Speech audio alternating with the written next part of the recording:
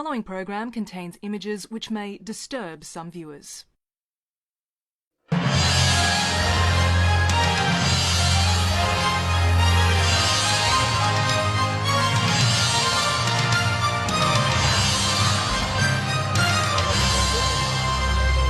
Hello, Mr. Prime Minister. It's ABC Australia. I'm wondering if you can explain the hundreds of millions of dollars in your account.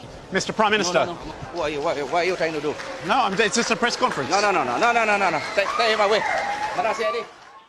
That was 2 weeks ago in Malaysia. Our reporter Linton Besser and cameraman Louis Eroglu were arrested for challenging Malaysia's Prime Minister about the vast sums of money channelled into his private bank accounts. Their arrest made headlines around the world. For 2 days, our team was barred from leaving the country, facing charges for a crime carrying 2 years in prison. Tonight, we bring you their story, a multi-billion-dollar corruption scandal, murders and intrigue across 4 continents, including Australia. Linton Besser's investigation begins on the streets of Kuala Lumpur with one man's attempt to bring the Prime Minister to justice.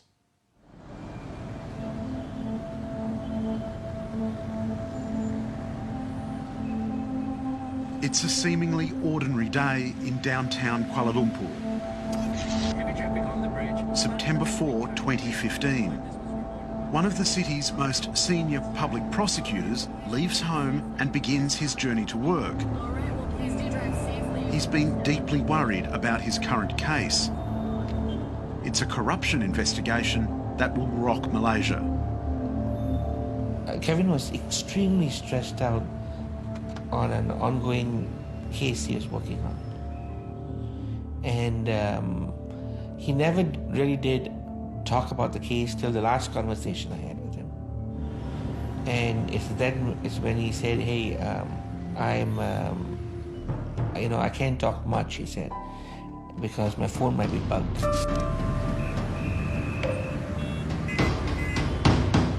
As the prosecutor is caught in heavy traffic, his car is suddenly rammed from behind. The moment is captured on a CCTV camera. A group of men snatch him from the driver's seat and drag him into a ute. Then both vehicles drive away.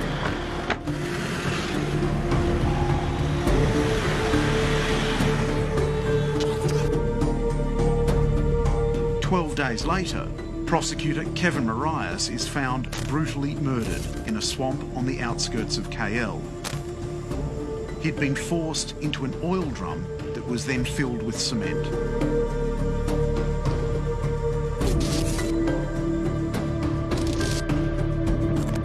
To have a prominent public legal figure snatched from the streets and brutally murdered in such a way, it's perhaps a demonstration of what Malaysia is really like.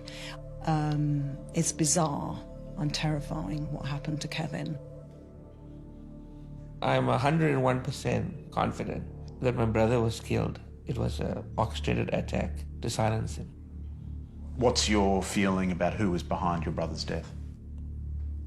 It was high-level government authorities, extremely high level. The target of Kevin Marias' investigation was the Malaysian Prime Minister, Najib Razak. The prosecutor's case had the potential to expose the Prime Minister as a criminal and remove him from office. So I called Kevin, and that's when he told me he's working on a high-profile case. And I said, really? He said, these people are terrible. So... Who was he referring to? I was just referring to Najib.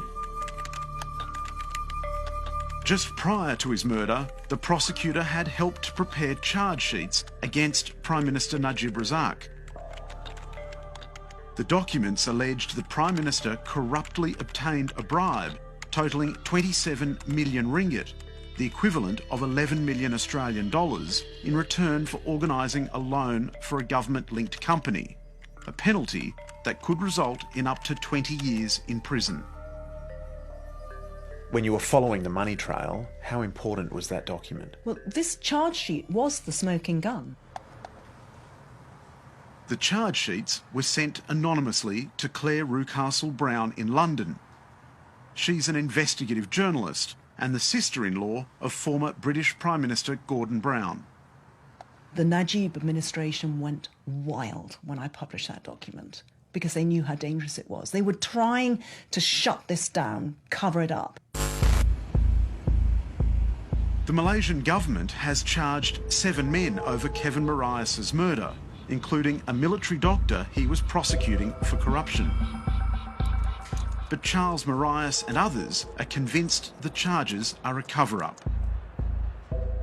I believe they were involved in the killing, those people, but I'm confident the order to kill came from way higher. Why was your brother Kevin Marias killed? He was killed because he was investigating and he drew up the charge sheet, and that's why he was killed. Four Corners has come to Malaysia to investigate this murder and a political scandal engulfing the Prime Minister, Najib Razak. Four Corners has been told that Kevin Marias's boss, the Malaysian Attorney General, planned to lay a criminal charge against Prime Minister Najib Razak at a cabinet meeting in July last year. The Prime Minister was going to be accused of the misappropriation of public funds. The Attorney General briefed senior officials, including the Deputy Prime Minister, who would have had to step into the top job. But the plan was leaked, and both the Attorney General and the Deputy Prime Minister were removed from office.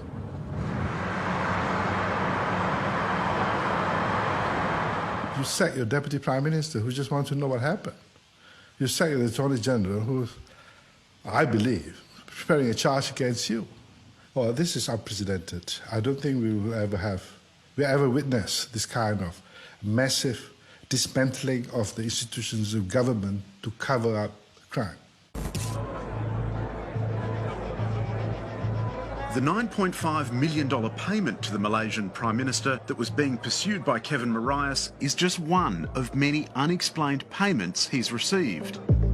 His official salary is about $130,000, yet his personal bank accounts have overflowed with hundreds of millions of dollars in unexplained wealth. The amount of money involved is huge. It is unthinkable that a Prime Minister should have such huge sums of money in his own private banking account. Dr Mahathir Mohamad, Malaysia's former Prime Minister and one-time mentor to Najib Razak, has become one of his biggest critics. This is wrong. This is totally wrong. A Prime Minister of Malaysia should never have that amount of money in his private account. If he has, it must have come through some undesirable activity. I now officially launch the Tun Razak exchange. The saga that has embroiled Prime Minister Najib began 7 years ago with the establishment of Malaysia's National Wealth Fund, 1MDB. Rather than build prosperity, it's racked up debt. The fund has performed disastrously. I think terribly doesn't quite describe how the fund has performed. Every single investment that 1MDB took has failed. It has resulted in billions of dollars of debt, which it is unable to repay, and today the Malaysian government is forced to bail out this particular entity.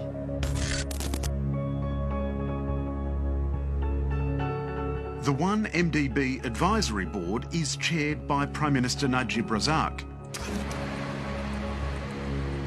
In 2009, 1MDB set up a joint venture with a company called Petro Saudi. The deal was brokered by a high-flying Malaysian playboy businessman called Jolo, a friend of Paris Hilton and Prime Minister Najib. Photographed together on a luxury yacht in the Mediterranean were Jolo and the Prime Minister. Joining them were two key Petro-Saudi executives. Well, that photograph was taken in August 2009, mid-August, off Monaco. And what it does is it shows the key players at the time that they met and agreed to do this deal. So you see who's involved. You've got Joe Low, you've got Tariq Abeid of Petro-Saudi, you've got his partner at Petro-Saudi, Prince Turki, you've got Najib there. And what emerges from that a few days later is an email between Tariq and Joe Low saying, following our meeting and our discussions, I'm going to introduce you to my company and my fellow directors, and we're going to go ahead with this deal. It was effectively a scam, wasn't it? The deal was, in essence, a transaction to enable 1MDB to siphon out at least, if not more, $1 billion of cash to parties outside of the deal for expenses that we are unaware of. Exactly where that money went is unclear. It's now the subject of at least 4 investigations across the world, probing the billions of dollars that have flowed out of 1MDB. Last year, journalist Claire Rucastle-Brown revealed $680 million had been paid into Prime Minister Najib Razak's personal accounts. Well, for the first time, there was evidence, there was proof. I mean, you talk to anyone in Malaysia and they'll all say, oh, the corruption, it's unbelievable, money politics, billions being stolen, you know, but there was never any proof. And once we had obtained that, it was electrifying. The effect was huge.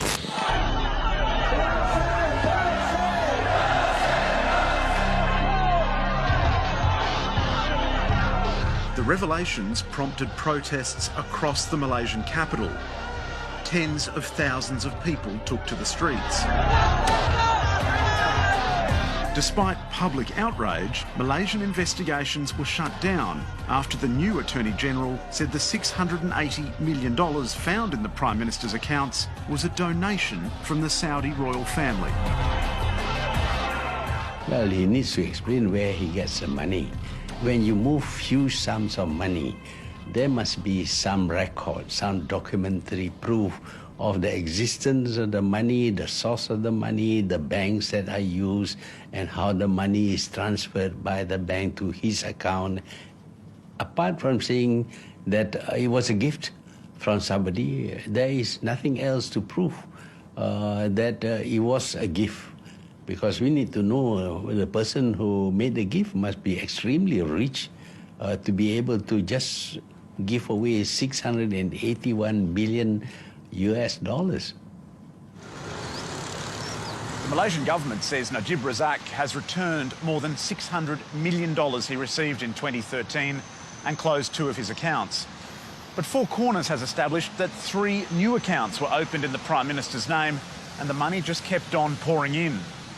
In June 2014, for example, the bank was notified of another 50 million British pounds that was to be wired into the Prime Minister's name.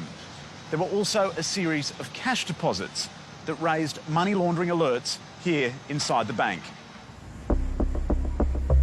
A high-level source has shown Four Corners the Malaysian Prime Minister's bank accounts. The banking documents reveal an extraordinary and steady flow of money between 2011 and 2014. By June 26, 2012, the bank records show deposits worth $75 million from a Saudi prince, $80 million from the Saudi Arabian Ministry of Finance, and another $120 million from a shell company in the British Virgin Islands. On the 21st of March 2013, the Prime Minister received $620 million from a different company registered there. 4 days later, the same donor deposited another $61 million. By the 10th of April 2013, the Prime Minister had received more than $1 billion. This has to be one of the biggest kleptocracy cases ever. Billions of US dollars have gone missing, and the network of money transfers is global. It's dragged in so many major financial institutions, and this is why the impact of this particular case could be very, very far-reaching. The money is going to the personal account of the Prime Minister. It's hard for us to trace where this money is coming from. The fact that it's going to the personal account of the Prime Minister is unprecedented too. Here at AmBank, the Prime Minister's bank accounts were held under the code name Mr X. The bank's founder was Hussein Najadi. His son, Pascal Najadi, lives in Switzerland, where I spoke to him via Skype. Mr Najadi, I understand that in 2013 your father told you he'd discovered large-scale corruption in Malaysia. Yes, my father has been lamenting at the lunch in Kuala Lumpur about this, and he was throwing his hands up and saying, my God, this Prime Minister Najib is lining his pockets, they are robbing the country.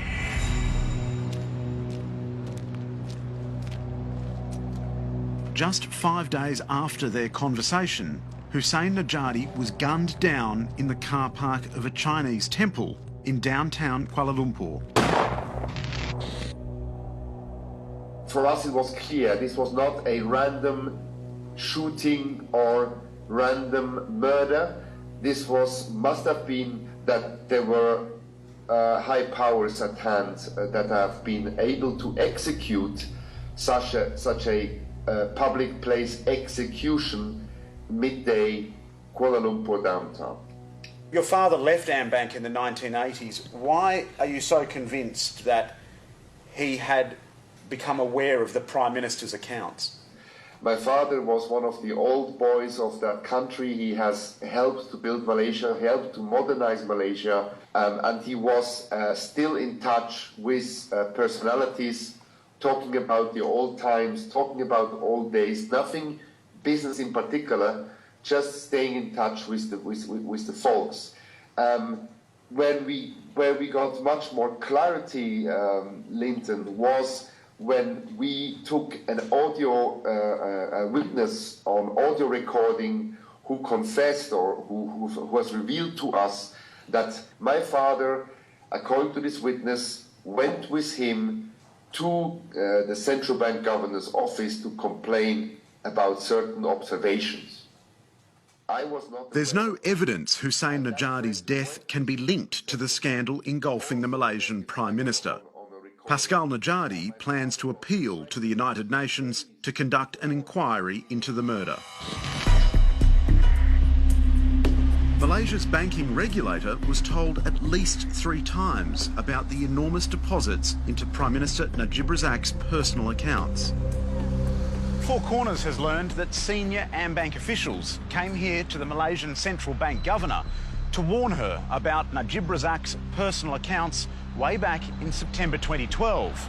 Their report was marked highly sensitive, and it revealed that almost $300 million had already flowed to Najib Razak from several mysterious donors overseas.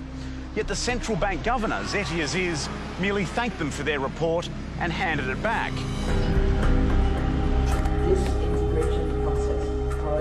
Jae C is still head of Malaysia's central bank. We wanted to know what action she took about Najib's accounts. Hello, Dr. Zeddy. I'm from ABC Australia. Yes. I'd just like to ask you a couple of questions about your role regarding the Prime Minister's bank accounts. We're trying to understand why you didn't do more when you were alerted about the hundreds of millions of dollars flowing into them. Well, first of all, I cannot discuss any individual account, including even your own account, because no central bank or regulator can look at individual accounts. But if the financial institution inform us of what they call suspicious transactions, then we will investigate into it.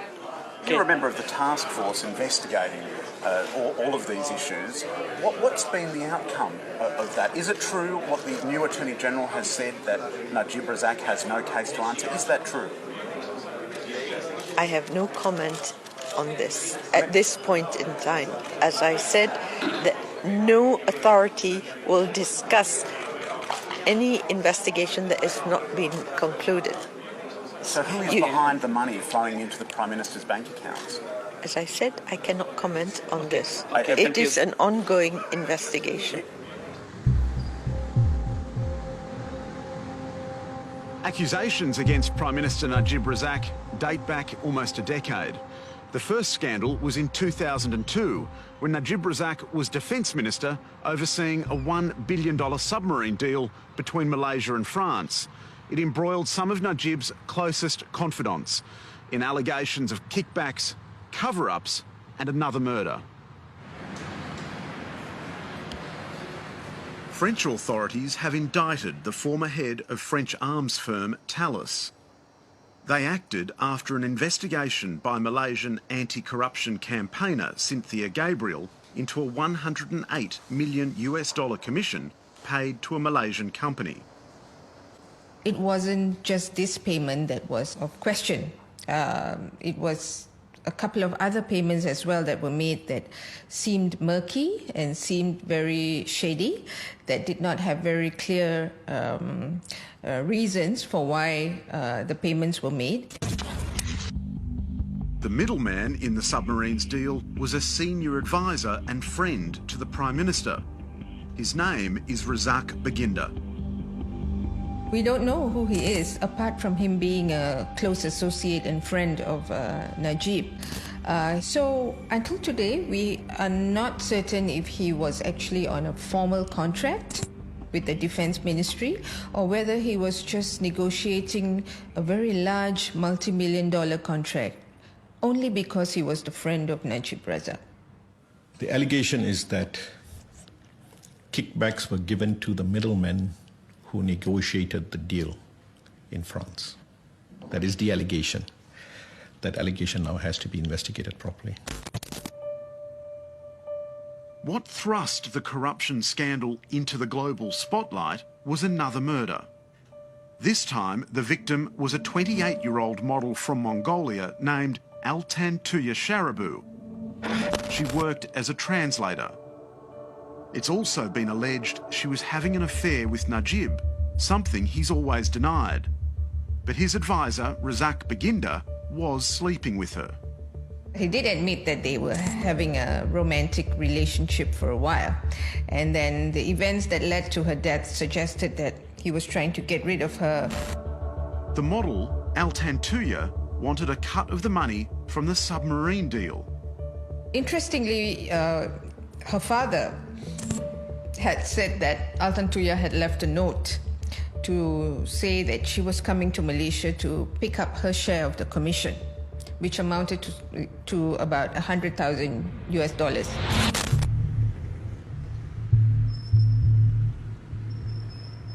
On October the 19th, 2006, Altan Tuya Sharabu went to Baginda's house to demand money. She was kidnapped by 2 Special Forces policemen. She was driven into the jungle and shot twice in the head. Then they attached military-grade explosives to her body and detonated them. Altan Tuya was brutally murdered in 2006. Her body was blown up by C4 explosives, and it was really shocking because these explosives are normally used to bring down buildings. It's that powerful, not to blow up a body. I would like to say here, Najib's advisor, Razak Baginda, was initially charged with ordering the murder, but he was later acquitted. And what I have said today to all of you is what I told the police, that Datuk Najib had never met the deceased. How do I know?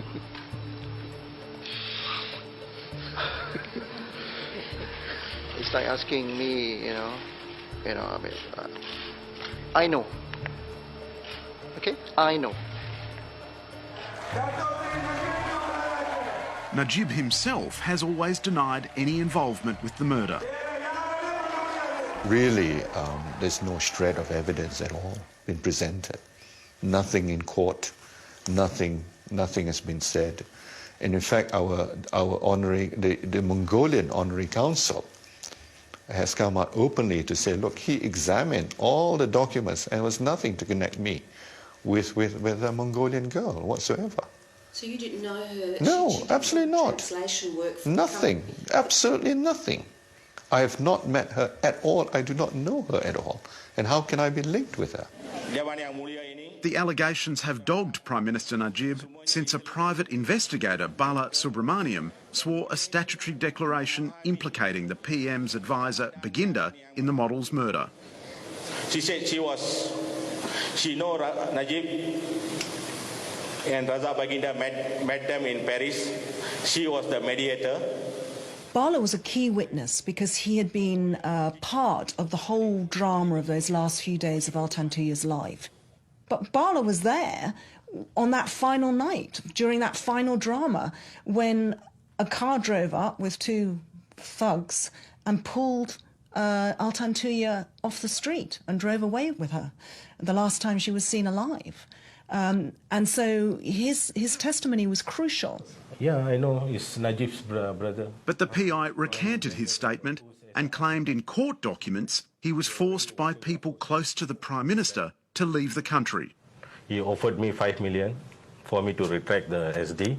The Malayman asked me whether you are married. I said yes. Do you love your family? I said yes. Now, to emphasise their desire of getting Bala out of the country, they actually took him to a shopping centre on the outskirts of KL as well. And they met somebody that Bala recognised, and it was the Prime Minister's younger brother, Nazim. And Nazim Razak said to Bala, now look, if you love your family and if you're concerned about their safety, then I suggest that you follow exactly what tells you to do. So a combination of inducement, financial inducement, and threats to the safety of his family made him think that it was probably a good idea to leave. This scandal has led all the way to Australia. One of the model's killers has been locked up here at Villawood Detention Centre in Sydney's West. Cyril Azhar Umar was convicted over Altantuya's murder and sentenced to death. But during an appeal over the case, he fled Malaysia and sought a protection visa to stay in Australia. Cyril told his friends and family he was just a pawn in a political conspiracy. There seems to be no reason why he should have killed that lady. The allegation is that he must have got instruction from someone senior. He knows a lot as to why this girl was murdered. He has not told us why the girl was murdered and who he was acting for. Adalah dosa besar kepada saya. Out of the blue, after months in custody, Cyril released a series of bizarre videos that announced Prime Minister Najib Razak had nothing to do with the model's murder. Yang Amat Berhormat Perdana Menteri Malaysia, Datuk Sri Najib Abdul Razak, langsung tidak ada terlibat dan tidak ada kaitan di dalam kes. The sole purpose of the videos appears to be to use Cyril to exonerate the Prime Minister. I mean, he doesn't seem to be sitting there doing a video to exonerate himself or to forward his own case. He's doing it to help the Prime Minister.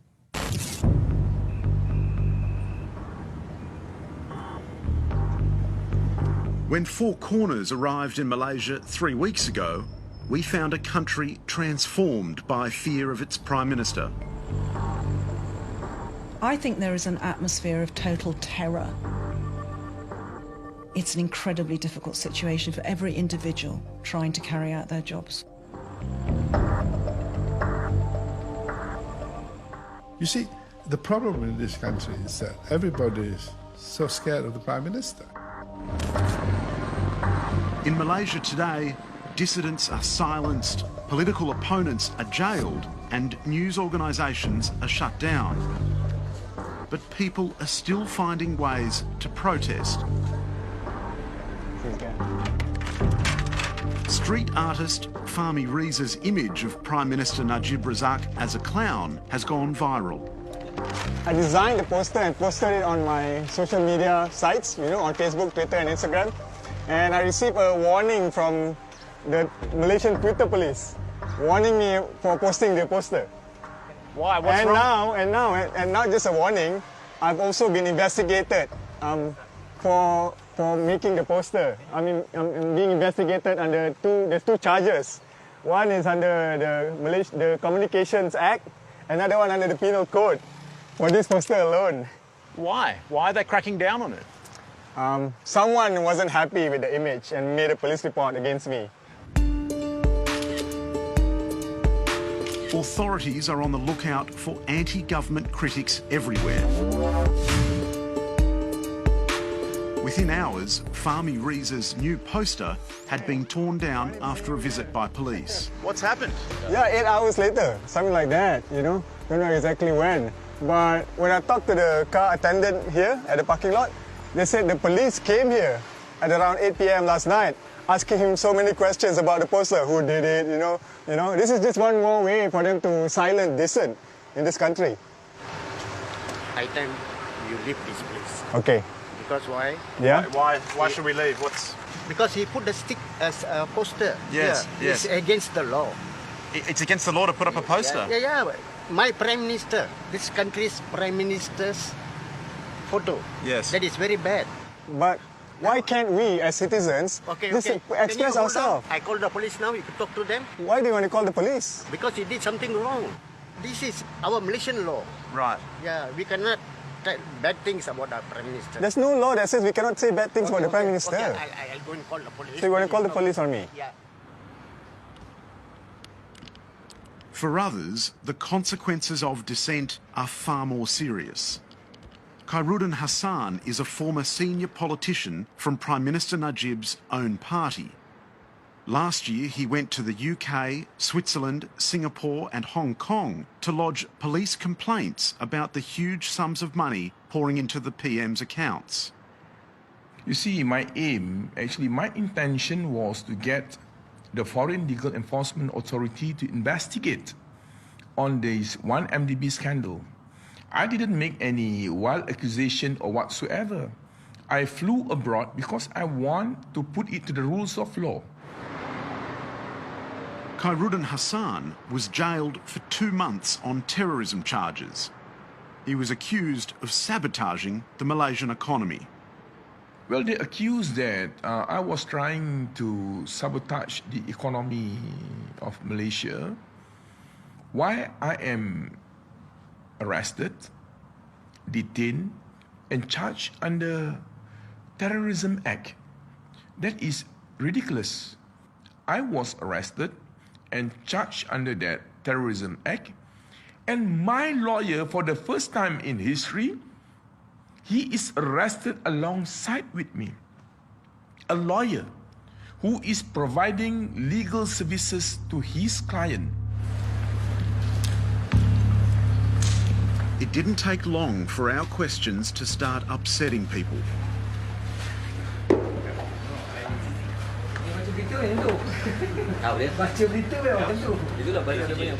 We went to a press conference starring a woman named A. Santamal Selvi. This is a non-government organization. Her husband was the private investigator, Bala, who witnessed the kidnapping of the murdered model. Bala died of a heart attack. His wife Selvi has been pursuing a lawsuit accusing the Prime Minister and his relatives of forcing her family out of the country for several years. In a dramatic backflip, she's decided to apologise to the Prime Minister. Tujuan saya pada hari ini ialah ingin memohon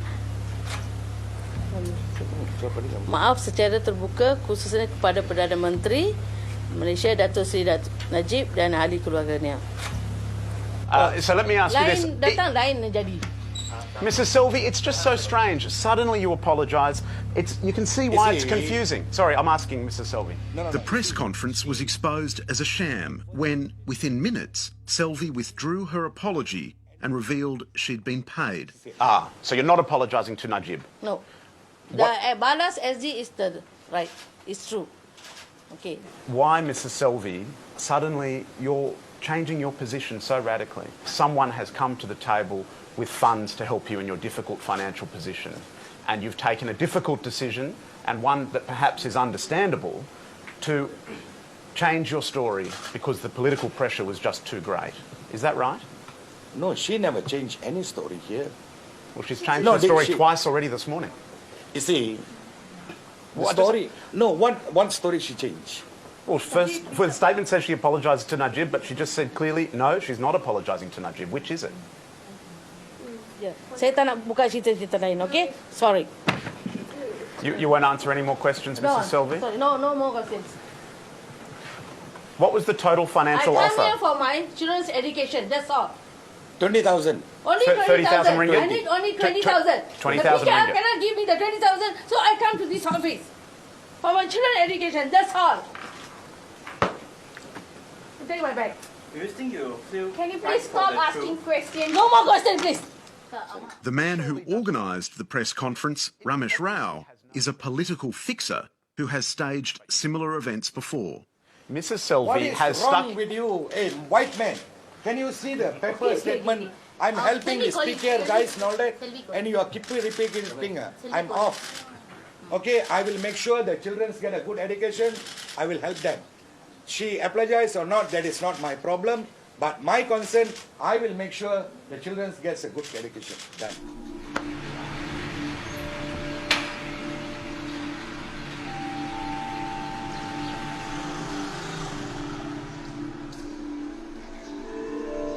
The event seemed to have been prompted by the realisation that Four Corners was asking questions, and there were special branch agents scattered around the building. Are you Malaysian Special Branch? Why is Malaysian intelligence here at this press conference? Can you answer some questions, sir? It's the sort of farce that people have got used to in Malaysia. These extraordinary staged events, people retracting their evidence and clearly being paid and intimidated to do it. A few hours later, we heard that Prime Minister Najib Razak had put out a press call and we jumped on a plane. The PM had invited the media to a rare public appearance on the island of Sarawak, where he was giving an evening campaign speech.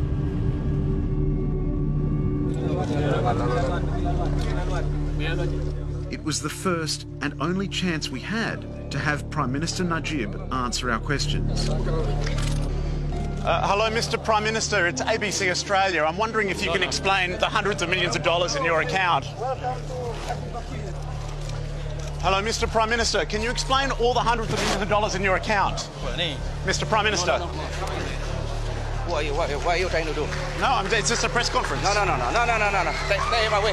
What are you trying to do? Just ABC press conference. Where's your identity? We do not know about you. I'm just a journalist for a press conference.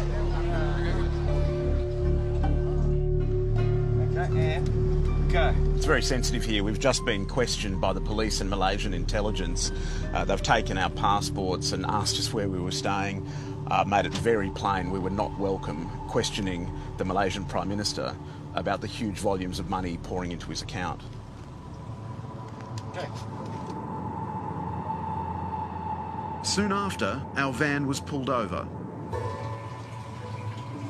Cameraman Louis Iroglu and I were arrested and taken to the local police station. Here we are, and our lawyers just arrived, Albert team. I'm here, I've been placed under arrest at a police station in Sarawak. We're waiting for some legal advice, but at the moment it sounds like they're intending to charge us with obstructing a civil servant in the exercise of their duty. just for throwing a question to the Malaysian Prime Minister Najib Razak. Our passports were taken again and we were detained for 6 hours.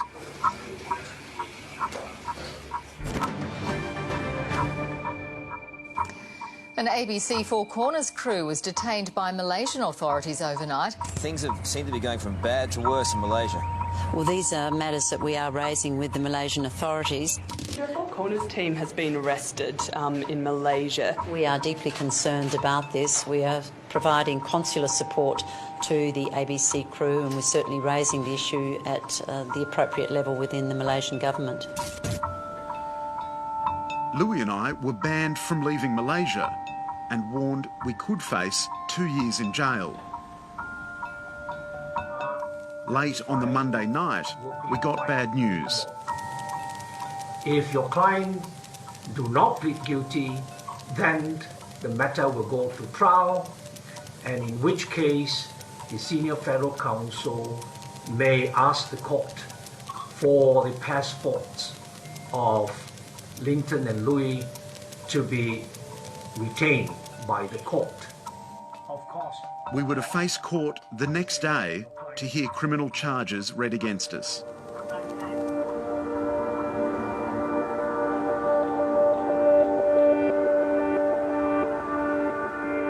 But 6 hours later, there was a bang on my door.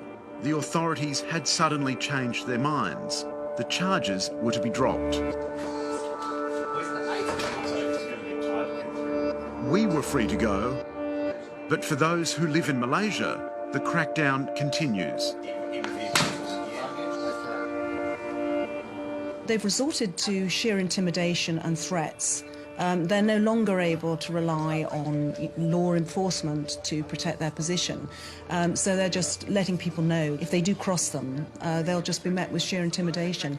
I mean, they're pulling charges out of the air to throw at people and shoving people in jail because, of course, under current rules, you can be thrown into jail and kept there for months without a court appearance. So they're just threatening people now. And it's very effective. It's amazing how effective it is.